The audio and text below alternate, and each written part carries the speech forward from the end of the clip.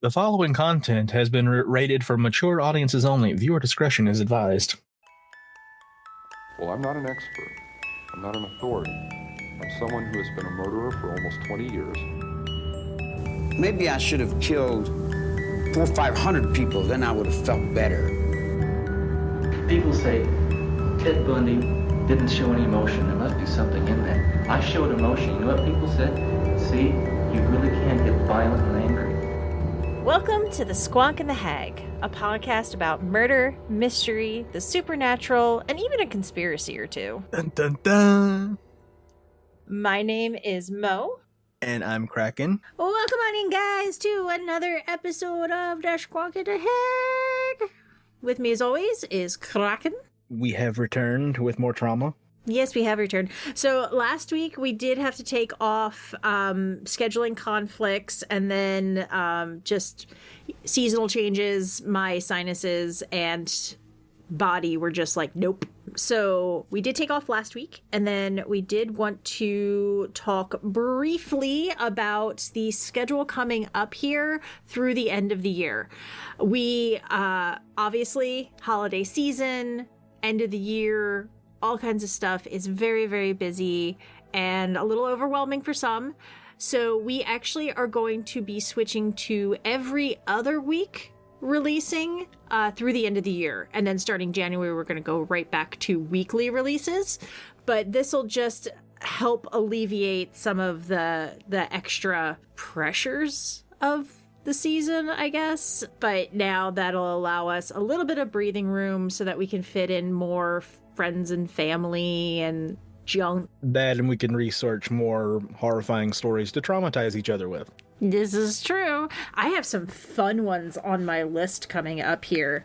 So one of them, I have no idea how to say this guy's name.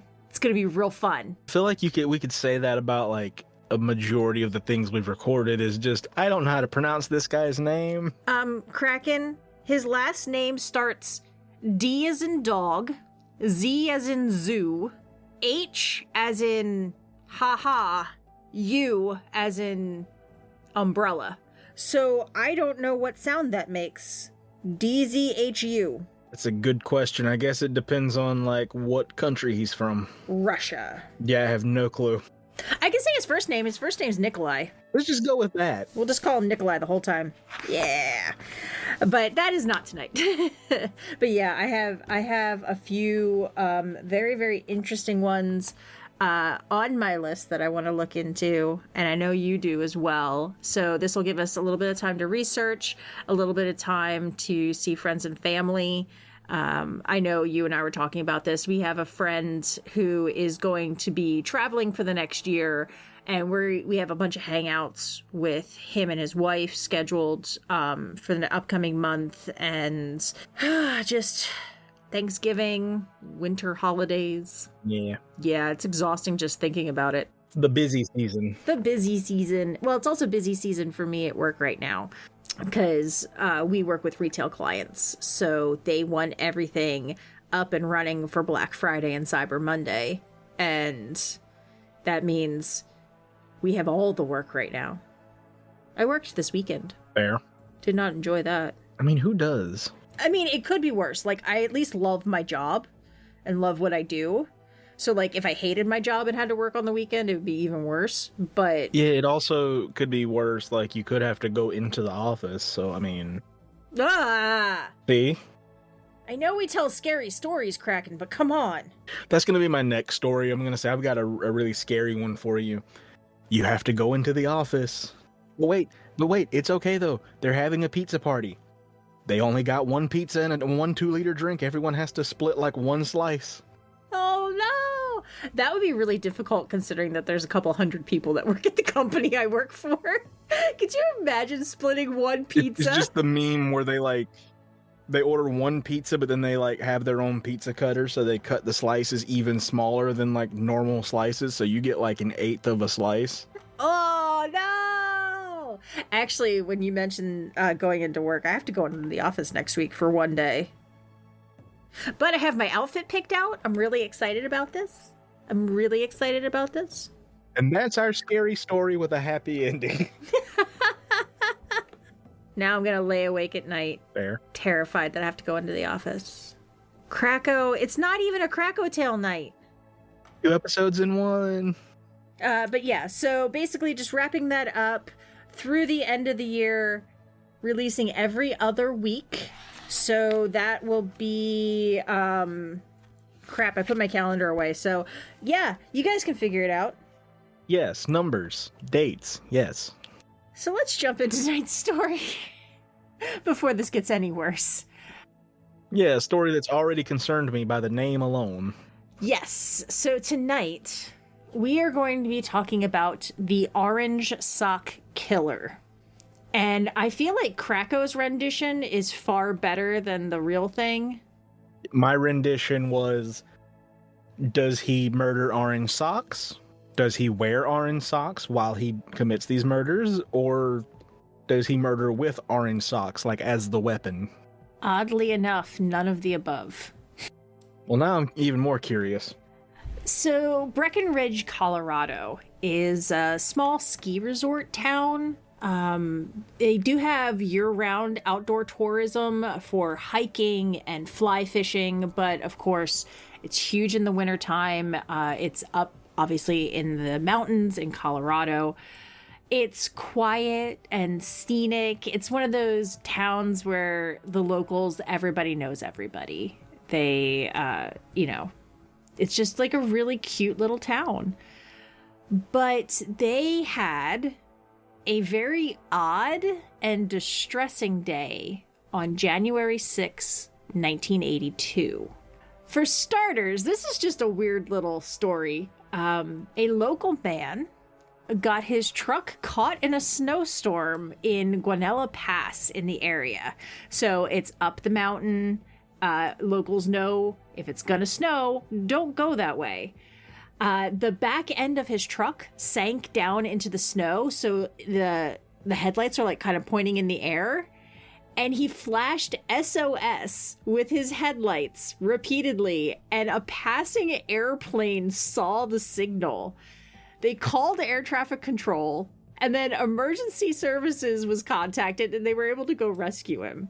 Okay, but actually that poses a good question. Why don't all cars have an SOS Morse code flashlight thing on top of the car that you can just press if you break down somewhere, like, and people might not be able to find you easily?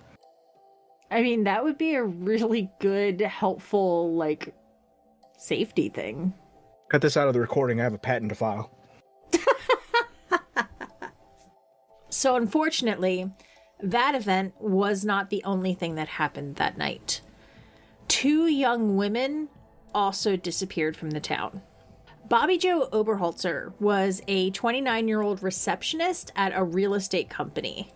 She was known to be a meticulous planner, both professionally and personally.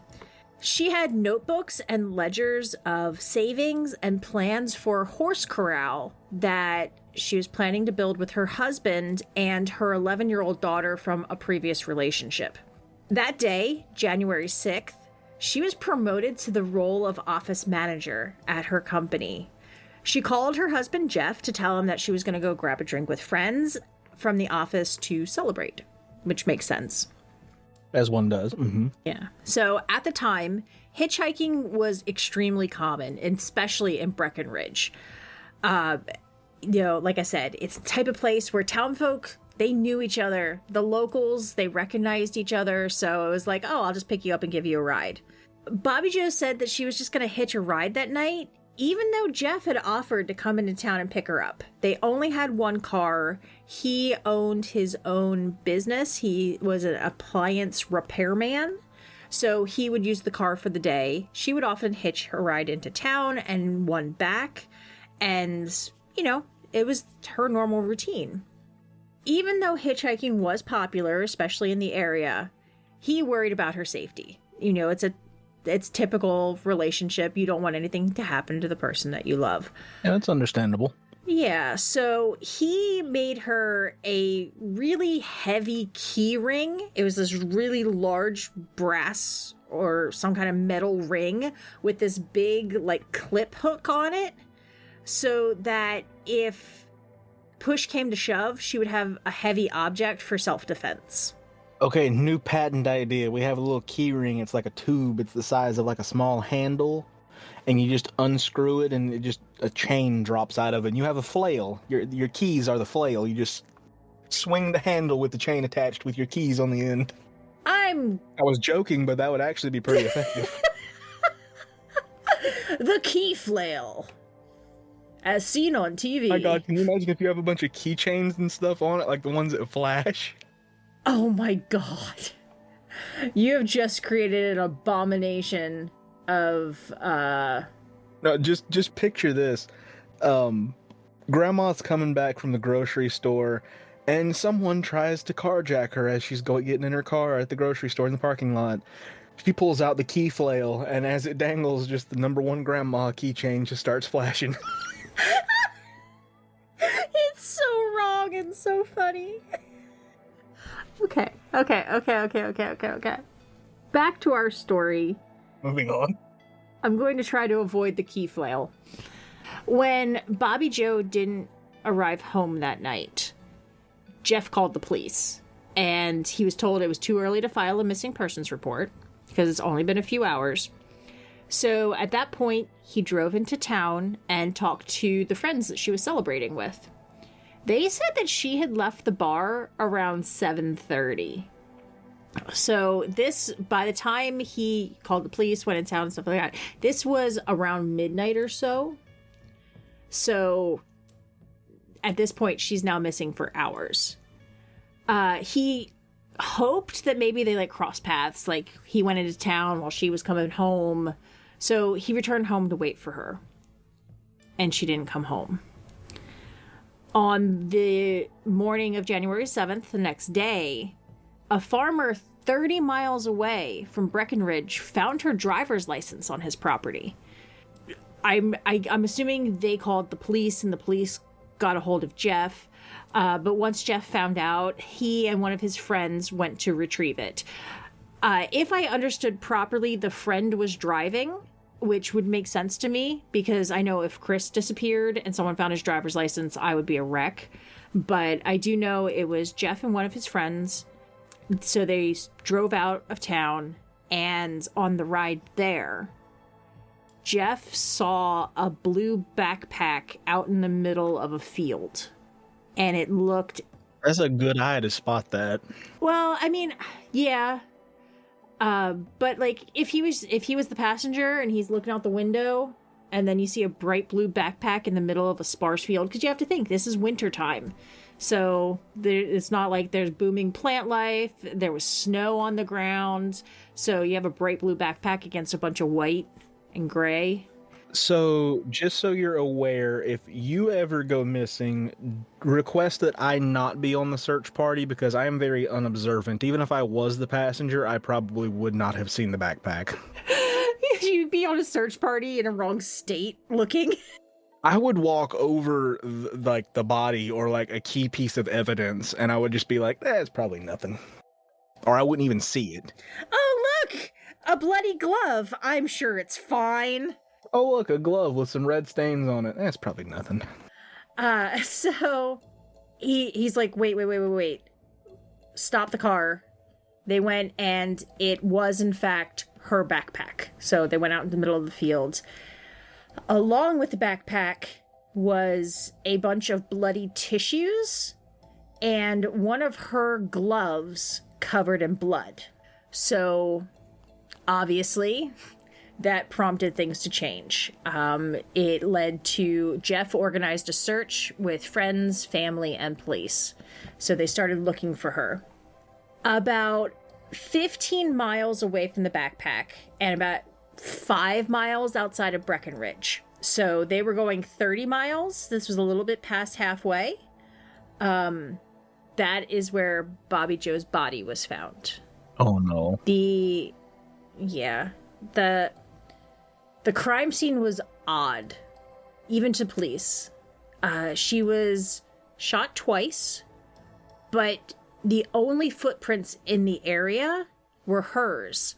So this person must have been in a vehicle at a distance, something like that, but their feet were not in the snow around her. That really heavy ring of keys was found near the body, along with something that wasn't hers. A single orange sock. I'm sure it will be explained later, but I just want to ask why. That was a big question that police had. Like, where did this sock come from? And it's not hers. Just with this alone, I have so many questions. Why is there a sock, and why is there only her footprints? Because if there was a vehicle, there's tracks. Mm-hmm. It was Tarzan. He was in the trees. There was also one of those large zip ties around one wrist, which they assumed was some sort of restraint.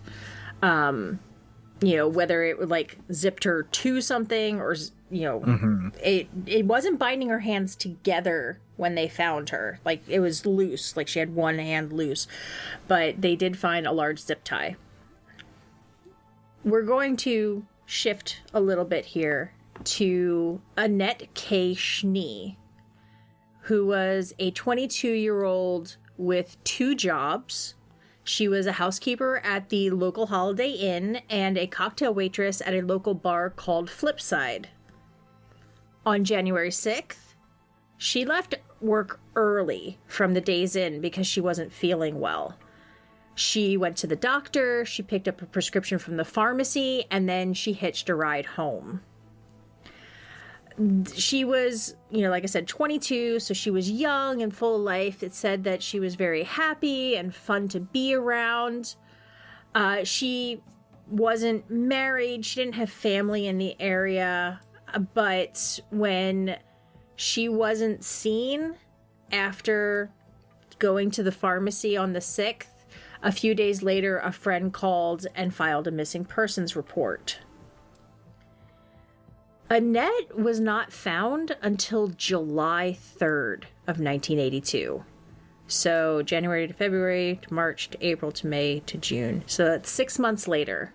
A boy was fishing in an area approximately 13 miles from where Bobby Joe was found and found the decomposed corpse. Man, you can't do anything without getting traumatized. Can't have a nice relaxing day fishing. Probably can't go hunting because, woods.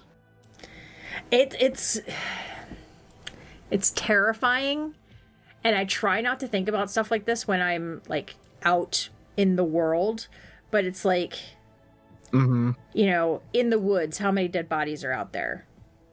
Walking around, how many murderers have you passed on the street? Have you ever met a serial killer? It's possible. Like, especially, I worked at a grocery store right out of, like, end of high school, beginning of college area, time, zone, whatever. You have no idea.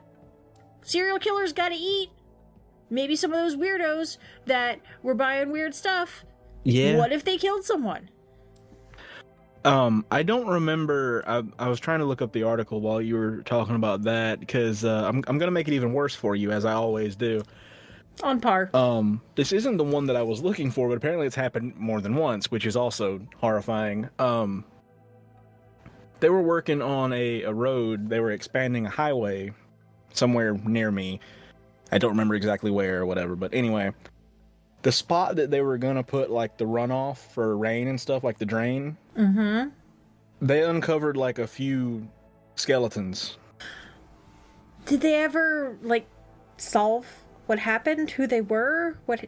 Yeah, because I think it was just an old burial site. It wasn't like a crime scene or anything. It was just like a historical find kind of thing.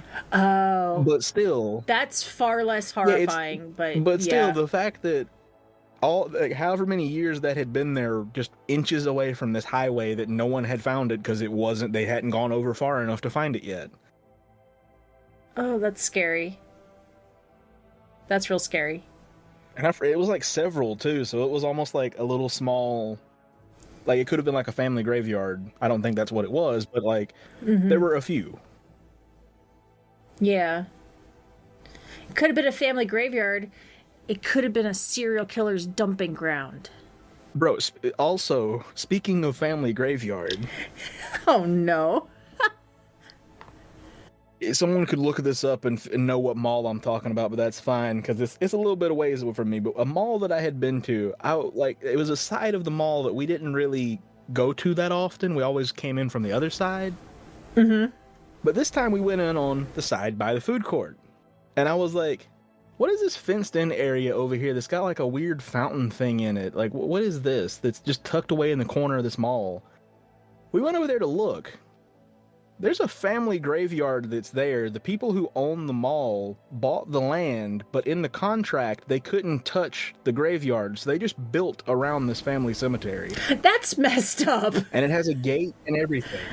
That's messed up. Like, why? And the dates on them, they're not even that old. So, like, there could still be people alive today that go and visit these graves that's just right here and by the food court. Like, I feel like there's so much land in the world that they could have moved over a few hundred feet or something like that instead of building around a cemetery. Yeah, because I was curious about it. I was like, okay, this is the first time I've ever seen a family cemetery next to a mall, or like right there with a mall. I got to research this. And that's pretty much what it was. It used to be a farmhouse that was there, and the people that owned it just had their family cemetery on the land that they owned with the farmhouse. And then when the mall bought the land and the house, it was in the contract that they couldn't do anything with the family cemetery, so they just built around it. Before we discovered the grave site here at this mall, we always joked that it had that mildewy smell that you usually smell at like funeral homes. Like, I mean, like, you know what I mean, right? You know the smell I'm talking about. Yeah. Oh, yeah. Yeah, it's not a pleasant one. Yeah, it's one of those, it's just a little bit off. It's not bad, but it's not good. But like, we always joke it's because the mall is old, but, and then after that, we were like, so this mall might actually be haunted. All right, cool.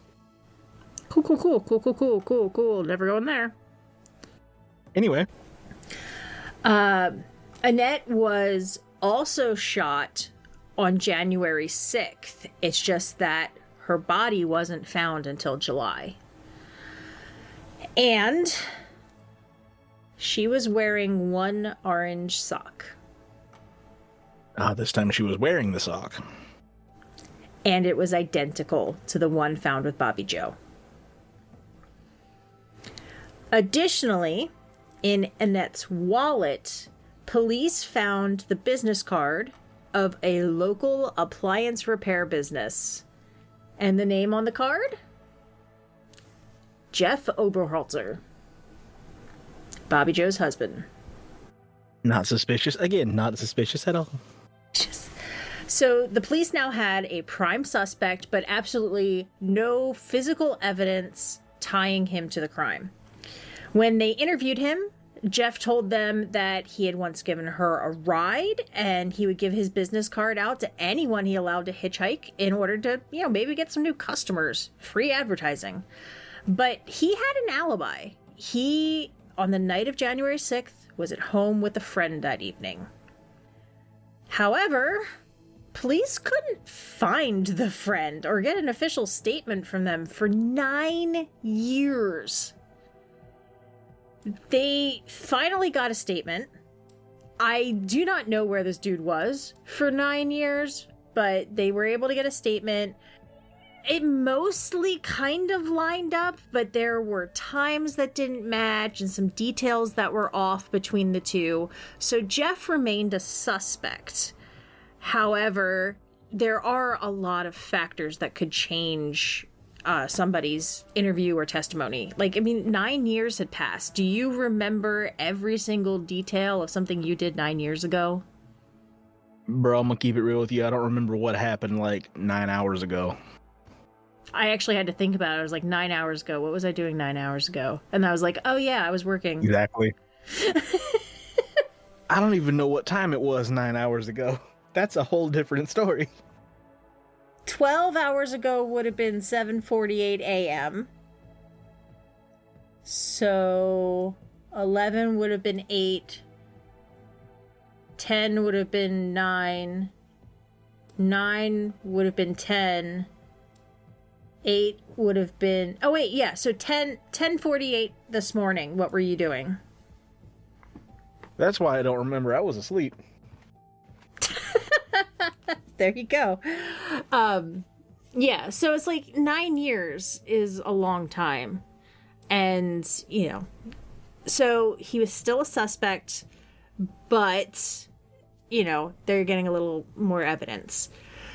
So based on the lack of evidence, there was a lot of stuff in like developing theories to try to figure out what could have happened to try to maybe like trace the path and, you know, figure out and link everything, because it's very obvious that these two women are somehow connected. And what they came up with is that it appeared that Annette was grabbed the afternoon of January 6th after she left the pharmacy, which was, you know, mid to late afternoon. They then think she was sexually assaulted inside the killer's vehicle. Afterwards, she redressed in a rush. Like I said, it is winter in Colorado on the mountain. So, yeah, you know, gotta get redressed. About as cold as it can get. And because she was in a rush, probably threatened with a weapon, was only able to grab one of the orange socks, couldn't find the other one in the panic and the rush. And not all of her clothing was fastened properly. Her pants weren't zipped right. The buttons weren't lined up. But they think she found a moment of opportunity and tried to escape. And that is when the perpetrator shot her in the back and just left her body out there in the wild. That's a theory. Yeah. So then they believe the driver returned to town and abducted Bobby Joe around 7:30 when she left the bar with her friends. Now, she was abducted in the same vehicle, and she was also able to escape. And when she did that, the other orange sock got stuck to her clothing as she ran away from the vehicle. The man then shot her twice and again just left the body. This one was not as close range, and they believe, you know, that's why she was shot twice, but she was killed. And like I said, he just left the body there. Just left it. Now, because of where she was, her body was more easily found. Yeah. Because they were doing a search, and I guess it wasn't as difficult. But Annette, because it was like in the middle of nowhere, I believe she was stuck in some brush or something like that. So she went unnoticed for 6 months. And had more of a chance to conceal the body. Yeah. And this is extremely upsetting. Almost 40 years passed with the case officially cold. It was broadcast on an episode of Unsolved Mysteries. If you want to check it out, it's season 6, episode 15. But there wasn't a break in the case until 2021, just a couple years ago. The interesting thing is I used to watch Unsolved Mysteries all the time, so I probably have seen this episode. I just don't remember this case. Well, you don't remember what you were doing 9 hours ago, so I'll forgive you. This is true, yes.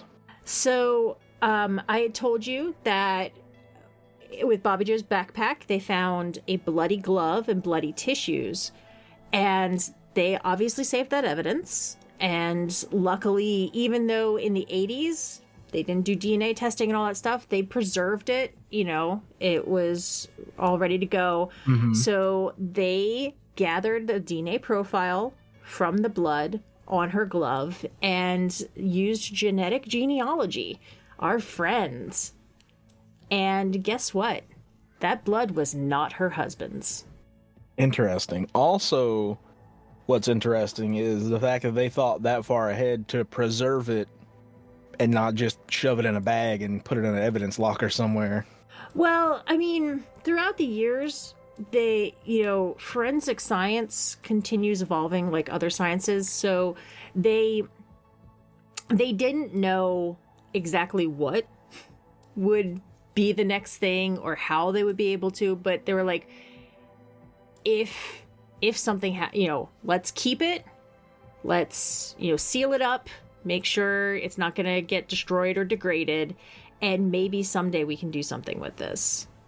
Yeah, see, that's why I'm not a detective, because I probably wouldn't have thought that far ahead. I would have just been like, well, there's nothing we can do about it. Just throw it in the trash. Put it in this bag and put it over there and throw it in evidence.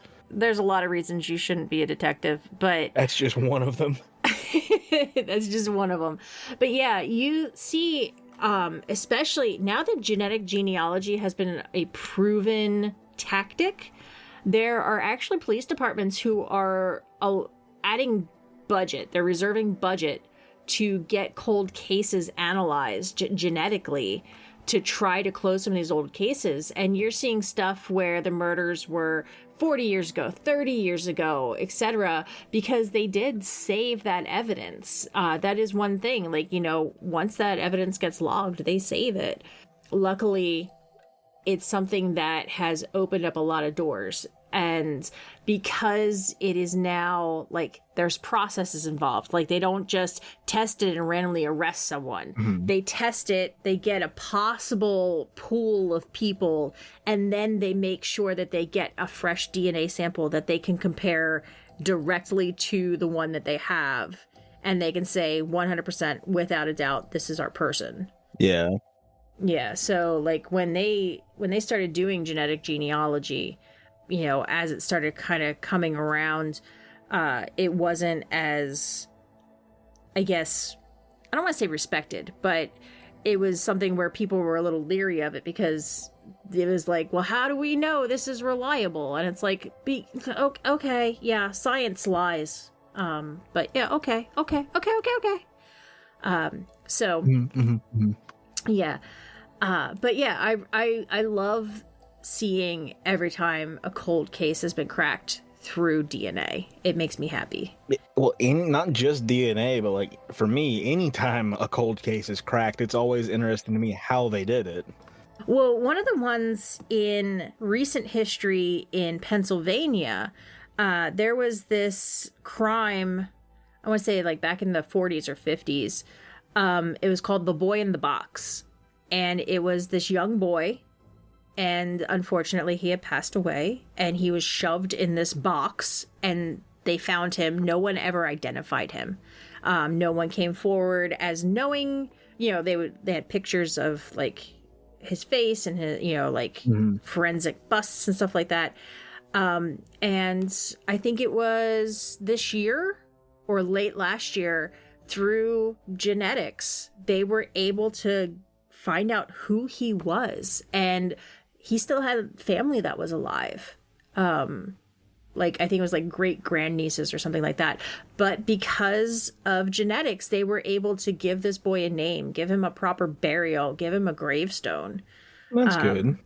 I don't think the crime itself has been solved, but just the fact that his family now knows what happened. Yeah, it's I know it's not solved as to who did it, but at least there's a little bit of closure. Yeah, exactly. It's hey, we know for a matter of fact he didn't go to the store to get a pack of cigarettes 10 years ago. Yeah. All right, so.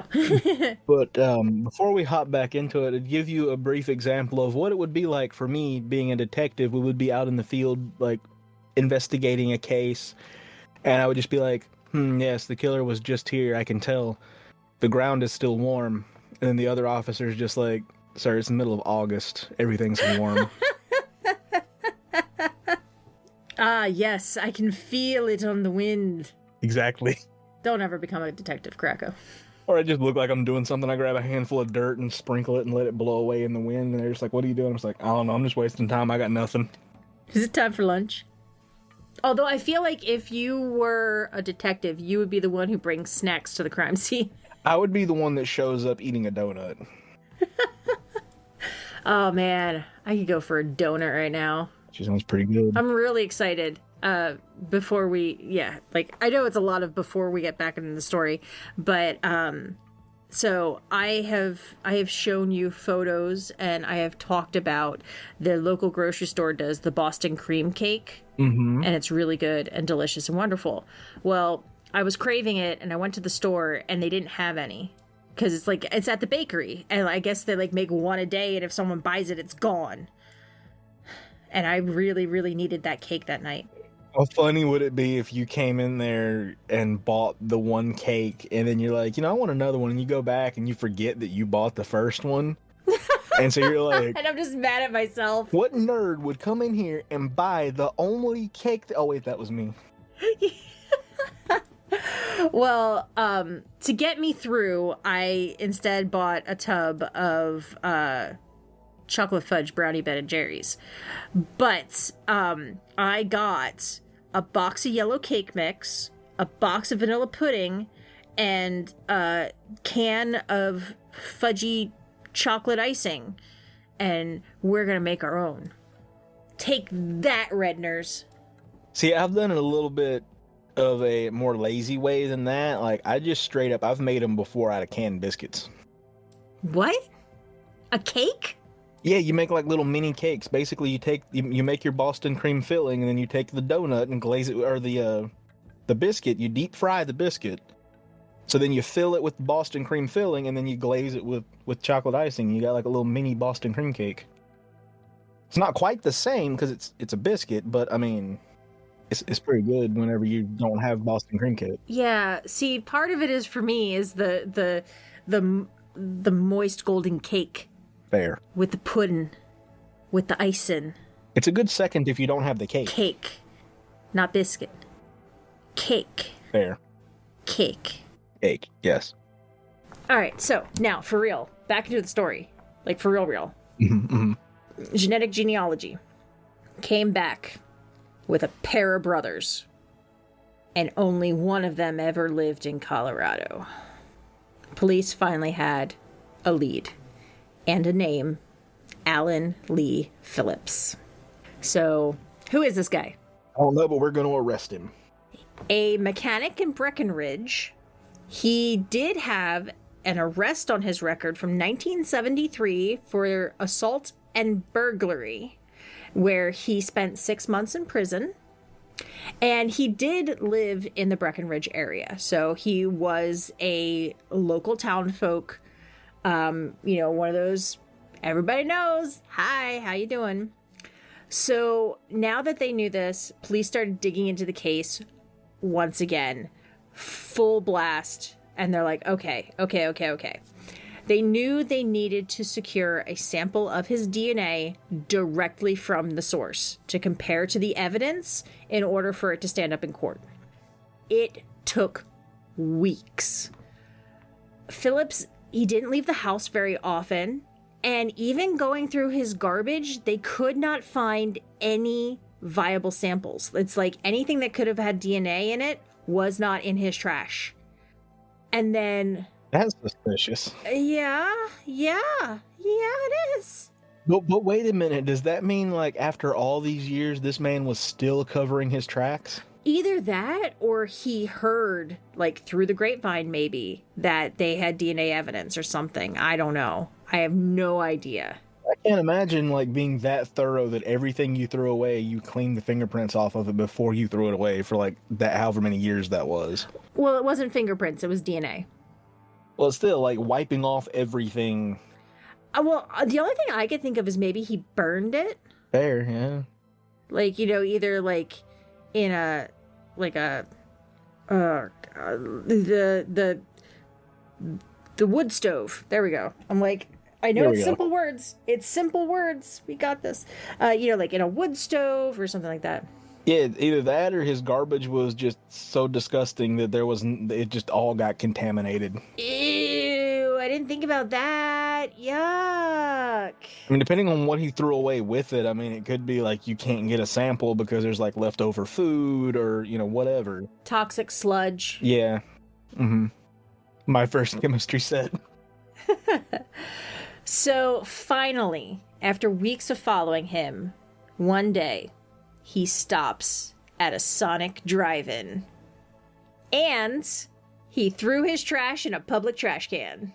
I just did a little happy dance that no one could see. So they immediately grabbed it. They took all of his discarded food packaging and drink and all that stuff, and they were able to test it. And they got a match. So that's interesting because, like, I know it's a rare chance that you would see something like this happen, but can you imagine you're just out at Sonic having lunch and you just see some men in, like, dressed a little nicer, like maybe they've got on like button-down shirts, like business casual, and they're just digging through the trash? Well, I don't know if they like dug through the trash or like, I don't know if it was on top, if they took the whole trash bag. Like, I don't know how they do that, but I imagine they have to do like the bags and the like actual like chain of evidence, Probably. All of that stuff. So they had to take something out of the trash. Yeah, you're just like sitting there eating your hot dog and you're like, oh, look at them gathering evidence out of the trash. I'm no longer hungry. No, that's not what you would do. You would continue eating and walk over and try to figure out what kind of case they're trying to crack and if you could help. I would probably talk to him. I'd be like, hey. Who are we looking for? I know one time I was at Dragon Con down in Atlanta and there were police in the lobby just hanging out there. I don't know, like, because like Dragon Con's insane, so I think they were just there for like protection or to see the crazy people in costumes.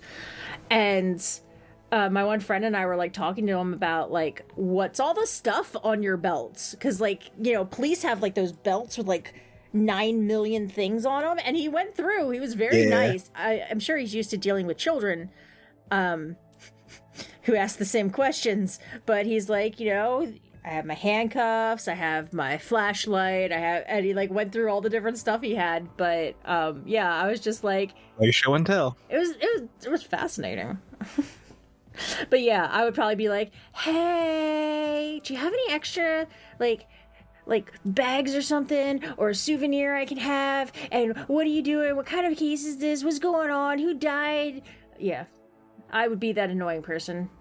You need to find out if your local police department does I don't know if they call it something different, but here they call it Citizens Academy, where they basically just go through and tell you the process of how they do everything. They tell you everything that they can. Mm-hmm. And any questions you have, it's pretty much just show and tell. It's police school without the commitment. I'll have to look at that. I'll have to find out. Like, I would like to, not necessarily police school, but detective school. Investigator school. Well, again, every place probably does it different, but mine was basically that. They went through every department, like the lie detectors, the detectives, forensics. They did each department. That's really cool. And they didn't lock you up, which is exciting. Exactly, and the dog didn't even chase me or anything. I did get to pet the pupper, though. Pet the pupper! So, the Lancaster, Pennsylvania train station, there is, I believe, he's either a drug-sniffing dog or a bomb-sniffing dog. But he loves his job. Because, like, I've talked to his handler and everything like that, and he's like, yeah, he gets more excited to come here than he does to go to the park. Because he just, him and his handler, they just walk around. Like, we have this tiny, there are 2 tracks. One that you can go from Lancaster to Philadelphia, and one that you can go from Lancaster to Harrisburg. Like, it is not a big train station at all. But they just walk around, and they do their laps. And this dog is just so happy. He's like a golden retriever. And he just trots around with his little vest on. He's so cute. That's basically what they said about their the K9 that they use at my local sheriff's department. Yeah. They're like the one that they use to track down missing people or suspects or whatever. Mm-hmm. They're like, the dog just gets excited because they get to go out and play in the woods and stuff, and they get to smell all these new smells. Oh, that makes me so happy. And it was funny because they also have the bloodhounds that are more specific for just tracking missing people. Mm-hmm. And they're like, but sometimes we can use them to intimidate the suspects if they're not wanting to cooperate, because the dogs are just happy to be here and they're barking because they see new people. But the suspect doesn't know that they're barking because they're just happy. They think they're barking because they want to bite. One more thing. We're having nights of tangents tonight, I guess. I love how it's been like one more thing for the past 15 minutes. I love it. You were talking about different methods of things when I was talking about the bloodhound and everything. Have you seen the video where the officer, I forgot where it's at, he was chasing two people, they got out of the car and ran through the woods and were making their way down like a little hill to go through the woods? The officer just started barking and to make them think that he had a dog, and he didn't. That's hilarious. Oh my god. And it worked. That is amazing. Body cam footage is even more hilarious. Because he just starts barking. Pretty much, yeah. Okay. We're almost through. We're almost there. They had a match. They knew it was him. And this is when his alibi started to fall apart. On January 6th, 1982, Alan Lee Phillips was the man in the pickup truck stuck in a snowstorm up in the mountains. No. Yep. Locals, they knew not to drive up there during the snow. And they're like, why was he in this remote area when he knew it was dangerous? He knew he would most likely get stuck, if not worse. The local fire chief, Dave Montoya, was the one who rescued him. And Phillips told him that he got drunk and took the mountain pass to avoid traffic and police. When Chief Montoya asked about the large gash over his one eye, Phillips said he hit it on the truck trying to get it out of the snow. At the time, it seemed stupid, but it didn't seem suspicious. It seemed like a drunk dude doing something stupid and getting himself into trouble. Because I can't even think of how you could be trying to get a truck unstuck out of the snow and you get a gash over your eye. I don't know, but like, you know, in the moment, he's rescuing this guy from up on the mountain, and he's like, "You're an idiot." Yeah, fair. Like, without knowing, like, at the time, he didn't know two women were missing. He didn't know that they were dead. He just knew that there was this idiot stuck up there that made him have to trek up through the snow. Now that they know that his blood was all over Bobby Joe's glove, her backpack, the tissues, now everything started falling apart. So Alan Lee Phillips was apprehended on February 24th, 2021. He was convicted of 2 counts of first-degree murder after deliberation, 2 counts of first-degree felony murder involving kidnapping, 2 counts of first-degree murder involving robbery, and 2 counts of second-degree kidnapping. All of these charges came with 2 consecutive life-term sentences, so he would be spending the rest of his life in jail. And I'm always conflicted when I hear about this, but on February 27th, 2023, at 71 years old, he took his own life while serving his sentence in an Arkansas maximum security prison. And first of all, I don't like hearing about anybody taking their own life. And then additionally, doing so to avoid paying for your crimes is upsetting to me. Yeah. Like, I do get it on one hand, like, taking your own life is never good no matter who it is, but on the other hand, he wasn't a very good person. But after 40 years, the mystery was solved. Jeff Oberholzer was cleared. And, you know, all these years, he obviously was proclaiming his innocence, and, you know, he was raising her daughter, and, you know, he lost his wife, and yet he spent 40 years being framed as the bad guy. So that's a little upsetting too. But Because I'm sure, like, all of his friends and neighbors and stuff were kind of unsure of him at that point. yeah. It's like, they don't think he could do something like that, but with him being accused, they were probably having second thoughts, or just like, do I really know this man? Well, yeah, and like you have to think of all of those cases that we've talked about, like Dennis Rader. Like no one had any idea what a monster he was. With this story, for example, like, how do you think the fire chief felt when he found out that this was the dude that he saved from out of this truck that night? Yeah. It's just weird to think about people having run-ins with serial killers who may have just murdered someone, and then they're not showing any signs of being any different. They're just a normal person, but... Well, look at Dahmer. He got pulled over by a cop with a body in trash bags in his back seat. Yeah. Yeah, it is. And like, I understand that criminal justice is a process and there are rules and regulations, but sometimes you're just like pulling on your hair like, oh my God. I guess that's the whole hindsight 2020 thing. It's just like, after it's all said and done, Yeah. you look at all the little mistakes they made, and you were just like, they could have done this instead. But yeah, but they didn't have all the information, so they couldn't. Yeah, like nobody knew that he was a killer. No, it's just a drunk guy stuck out in the snow who Yeah. was being dumb. They have no reason to think that he killed somebody. One of the things that I kind of wonder, because he was scot-free for 40 years. Did he really not have, I guess, the urge to kill again? Or are there bodies out there that they do not know this guy, killed them?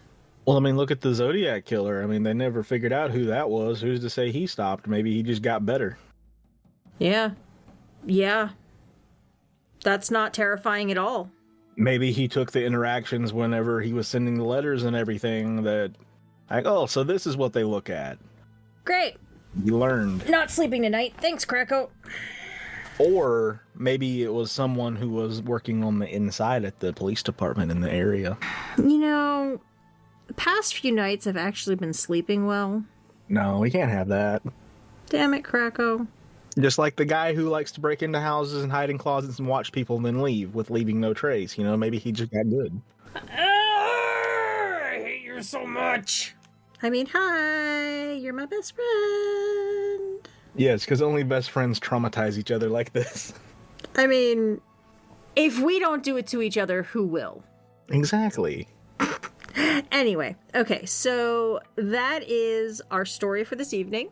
The Orange Sock Killer, known as Alan Lee Phillips. It was very interesting. Again, one that I don't think I've heard. If I had, I don't remember it because I don't remember what happened 9 hours ago, so... I'm surprised you remember that we were talking about 9 hours ago. True.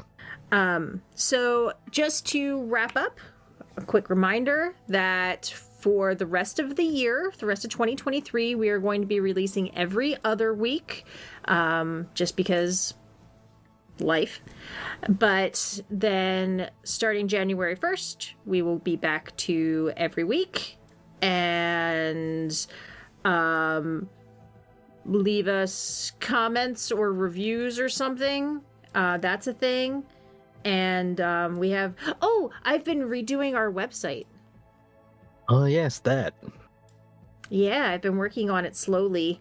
So you'll see like the homepage and the episodes page are all shiny and new. There's still some stuff that I'm working on, so please be patient. Because I do this and work full time and have a life, kind of. Not really. Like police and detective work, it's a process. It is a process. It is. Mm-hmm. But yeah, so that's all I got. You got anything else, Krakow? I think that is all. All right, well then, we will see you guys in 2 weeks. Goodbye. As always, make sure to check out our website for all of the show notes, sources, and more information at thesquonkandthehag.com. And we would also love and appreciate your support by either leaving a review on iTunes or through small monthly donations using the viewer support link in the description. And if you don't subscribe, make sure to follow us on your favorite podcast network to get notified of new episodes every Thursday. All right, Kracko, you ready? Okay, bye.